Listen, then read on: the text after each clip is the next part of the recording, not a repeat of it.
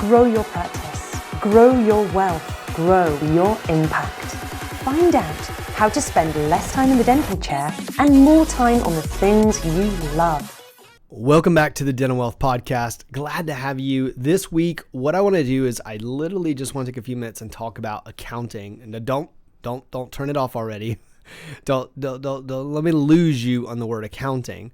I'm not trying to get you to be a CPA, but I need you to understand accounting in the dental world. And I want to talk about that for a minute. First of all, I'm going to kind of just throw out what I see constantly, and I want you to know that. The vast majority, I'm going to make a very bold statement here, and I'll stand right by it. The vast majority of doctors have outgrown their CPA. The vast majority of doctors have outgrown their CPA. And I say that in so many ways, and I'm going to justify that in a moment. But I want you to think about this. Dental is probably one of the only professions, and it's often very small businesses, okay? And when I say very small businesses, by the way, $1 million, even $3 million is not considered a large business, not even considered a medium-sized business.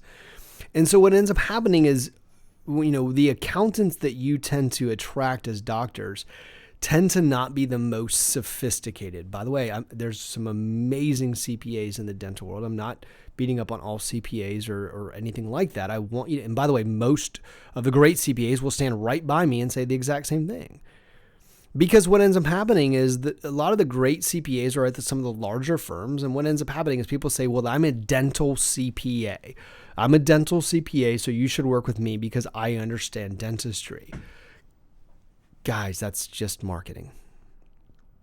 Here's why. How much information are you actually getting back on your financials? How often do you even get your financials? How are you specific to dental? First of all, dental accounting is extremely easy. I've consulted for businesses that, for instance, construction business that's percentage of completion accrual-based accounting. You don't need to know what that is. It just means that there are a lot of complex accounting, and dental accounting is not one of them. It's actually quite simple. But here's the thing I want you to know, and it kind of, when people like me, when I ask somebody for a pair of financials, I say, send me your financials. And 99% of what I see is incorrect. All right. And it's almost like this. Now, imagine this as a clinician. Imagine that if 99% of x-rays that you saw on a patient, 99% were incorrect. What would you do? Like, would you change it? Would you, right? You would say something, right? And so what ends up happening is people, are looking for the most inexpensive bookkeeping. By the way, even the bookkeeping, it's oftentimes, well, who's doing bookkeeping? My Susie's doing bookkeeping. Tell me about Susie's background. Well, Susie was a stay-at-home mom, and she took a QuickBooks course. And listen, I'm not trying to beat up Susie either, because she's doing what she's been asked to do. I do need you to understand at some point you need some sophistication, right? If you want to grow this business, if you want to stay stagnant and you want to be the small business and stay there, and it's you and Susie and Sally, to be completely honest, this podcast might not be for you, because I'm really trying to target doctors who want to grow and grow their net worth and grow their wealth and do amazing things and impact their family and community and lives and do, that's who I'm looking for, growth-oriented doctors. And you should be wanting to listen to podcasts of people who are trying to do the same thing, right? Who want to promote that. And so I think it's really important, and I think I need you to hear this message. If I'm going to coach you, for instance, if I was coaching you on how to grow your net worth, which I'm very good at, and growing your capital and where to invest it and where to allocate money, like, how do I do that if all the numbers are incorrect? How do you do that? We have to get to a place where you look at your numbers and they're correct. When you look at your financials, right? For instance, doctor pay, for instance, should never be in the overall team pay. And so, but most financials I look at look like that. And categories are all over the place and things are a mess. And here's what I want you to understand. The financials are for you. They're not for your tax CPA. They're not, I want you to hear this, right? You can write this down. Your financials are not for your tax CPA. They're for you, right? They're for you. You should know what your tax liability is all the time. You should be on top of that. You never should be surprised by a tax bill. Matter of fact, here's a good litmus test. If you've been surprised by a tax bill, I'm going to tell you flat out that your CPA, you've probably outgrown them. Because, for instance, if you get a phone call that's telling you that you have a $40,000 tax bill you weren't expecting, I want you to understand, if we invested that into marketing for your practice based on the ADA's numbers of acquisition costs, you're looking somewhere around $600,000 of revenue lost. $600,000 of revenue lost. So what is the cost? Now, you went to go find the most inexpensive bookkeeper, right? And you were looking for the most inexpensive person to handle your finances for your business, by the way, which is your greatest financial resource. And you thought you saved $200 a month, and it cost you $600,000 in production. See, that's going back to scarcity and abundance, which I've talked about before. The scarcity mindset kicks in and says, look, I just want to pay the cheapest amount possible for my bookkeeping because everyone's the same. Well, that's like me saying that all doctors are the same. Well, not true. It's not true. And so you've got to look at this and say, as I grow, I need more sophistication. And by the way, not just accounting. There's a lot of areas we need sophistication. I'm just giving you one of them on this podcast. And I'm kind of trying to do a wake-up call, which is to say, do you get your financials by the second, third week of the following month? So if it's January, if we get to the middle of February, let's just say, by the middle of February, third week of February, you should have January. One of the things that I push my clients towards is a rolling 12. If I tell you that and you don't know what that means, I'm already telling you you've outgrown your CPA. Because you should know what that means. And then who's talking about the numbers with you? For instance, I just did a video recently about, understanding that, what where percentages should be and how to make management decisions based on that percentage. And I put it on our online platform on Tower University, but I need you to hear me and understand that. Do you even know where the percentages should be? By the way, I do not want you to be a CPA. I want you to act like an MBA and a CEO. Not only what they should be. Now, there's one part of that say, well, I need to know what my percentages should be, but that's too elementary. We've got to get there. True. If you don't know what your percentages are in each area, that's true. We need that, but that's elementary. If you don't have that, you've definitely got some work to do. But you need to know what to do with those numbers. What does that mean now? Now that I've got this, now that I've got these percentages, and I've got KPIs, what do I do? Key performance indicators. What do I do with them? Who's going to walk me through this? Who's going to walk me through the next step? Like, what do I do now? Now that my team expense is 36%, what does that even mean? Right? And your tax CPA didn't go to school for that. Sorry, they didn't. So they're not qualified to tell you what to do now. And now, so what do you do? This is where the sophistication comes in. And, yes, at Tower Leadership, I have a CFO service, but that's not what I'm trying to tell you today. I'm not here to pitch services. I'm here for you to understand that, you need to find who that is. You need to find who can help you in that situation and whomever that is. So the first thing we look at is and say, am I getting financials on a regular basis? I have to have financials and they have to be a regular basis. I want you to write that down. So here's kind of a test for you.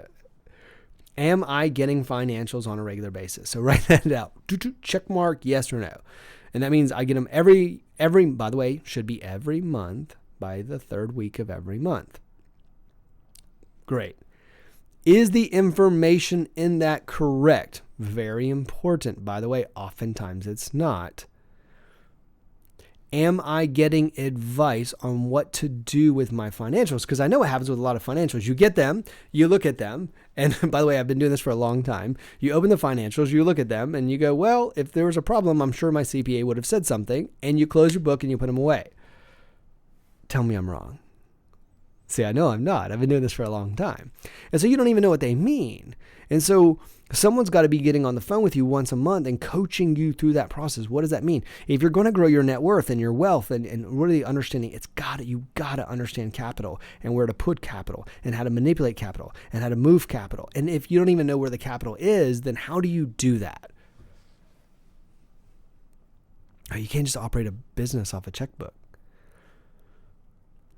So it's really important for you to think about this. And I want really, this podcast is really about helping you identify a problem, right?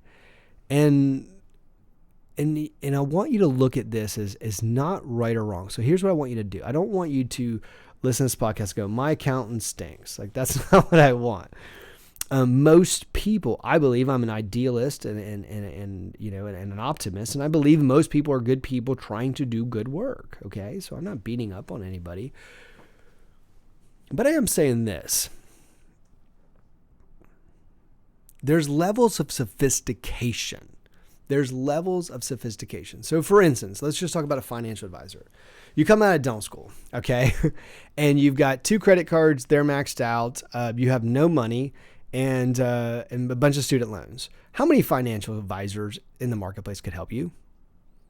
How about 100%, right? You don't have to be very sophisticated, right, in that area. But as we started to grow our net worth and we started to add businesses and we started to look at different investments and maybe investments in the market and investments in our practice and maybe even real estate acquisitions, would the advice need to increase from that person that just came out of maybe getting their Series 6 or Series 7? Well, absolutely, right? That you would want to, right? And let's just say at $5 million, would you hand it to the person who graduated from college 6 months ago and just got their Series 7? Right? And so there's levels of sophistication. And by the way, do you pay for levels of sophistication? Well, of course you do. Do you pay for levels of sophistication in dentistry? As you start adding more procedures and more background and more specialty, if you start doing that, do you charge for that? Well, of course you do. And so I want you to kind of break this notion of, I'm just going to go get the cheapest bookkeeper / CPA in the marketplace because it's all the same. It's not the same. You need to get somebody who can talk you through your financials. They should be talking you through your financials. What to do next, how to use that data, where to put the information, how to invest, how to grow. When I grow, where do I allocate? So there's a lot of things. Now, some of you, your head is spinning right now, and I get that. And so I'm not trying to get your head spinning, but just go back to those 3 or 4 questions. Go back to those and answer those questions. And if the answer is like, my CPA, I'm not getting these things from my CPA, like my CPA is, I've actually outgrown them and I'm not sure what to do next. Look, then either reach out to Tower Leadership and we'll put you in touch with our people, or reach out to somebody who's, by the way, if you're a $500,000 practice, don't ask the $500,000 practice who they're using, because it's probably pretty similar. Go ask the $4 million practice who they're using, right? I would want to find out who is more sophisticated and interview that person. Because those people, by the way, it's scarcity versus abundance. You'll save a few $100 a month, true, but you're going to lose advice that could help you grow millions. And I'm serious. If it's not worth saving $300 a month to throw away hundreds and hundreds and hundreds of thousands of dollars, it's not worth it. So if it were me, I would be looking for ways that I can grow. I invest myself all the time. I mean, it's constant. And so it's the same for you. You need to be investing in your business and investing in relationships. And relationships are powerful, and they help you move, and they help you get what you're trying to get to, and they help you get there quicker. I hope you've enjoyed this. If we can help, reach out. If you like this, hit subscribe. We love to have you part of this audience. Thank you for watching. Thank you for listening. Hit subscribe, send it to a friend, copy and paste the link. Somebody who needs to hear this. We'd love to be part of the dental community. We love what we do. We love impacting doctors' lives, and we love to help in any way we can. You guys have a great week. We'll talk to you soon.